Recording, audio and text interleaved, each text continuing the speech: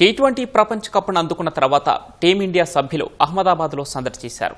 అభిమానుల సంబరాల మధ్య ICC chairman Jay Shah, team India coach Gautam Gambhir, captain Suryakumar Yadav అహ్మదాబాద్లో ఉన్న హనుమాన్ ఆలయానికి వరల్డ్ కప్తో వెళ్లి ప్రత్యేక పూజలు చేశారు. మరోవైపు దేశవ్యాప్తంగా ఉన్న అభిమానులు రోడ్లపైకొచ్చి వేడుకలు చేసుకున్నారు. జమ్మూ కాశ్మీర్, మహారాష్ట్ర, మధ్యప్రదేశ్, గుజరాత్, రాజస్థాన్లోని ప్రధాన నగరాల్లో అభిమానులు భారీ సంఖ్యలో రోడ్లపైకి చేరి బాణసంచా కాల్చి సందడి చేశారు. రోడ్లపై నృత్యాలు చేస్తూ పాటలు పాడుతూ సంబరాలు చేసుకున్నారు. జార్ఖండ్లో భారీ సంఖ్యలో వీధుల్లోకి వచ్చిన అభిమానులు కేక్ కట్ చేసి కేరింతలు కొట్టారు. ఢిల్లీలో చిన్న పెద్ద జెండాలను పట్టుకుని రోడ్లపైకొచ్చి విజయోత్సవాల్లో పాల్గొన్నారు. ఇండియా గేట్ వద్ద అభిమానులు సంబరాల్లో మునిగిపోయారు. ఉత్తరప్రదేశ్లో కొందరు బాణసంచా కాల్చగా మరికొందరు తోటివారికి స్వీట్లు పంచి ఆనందం పంచుకున్నారు.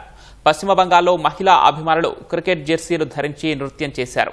ఛత్తీస్గఢ్, కేరళ, తమిళనాడులో అభిమానులు క్రికెటర్ల చిత్రపటాలు చేతపట్టుకుని రోడ్లపై సందడి చేశారు.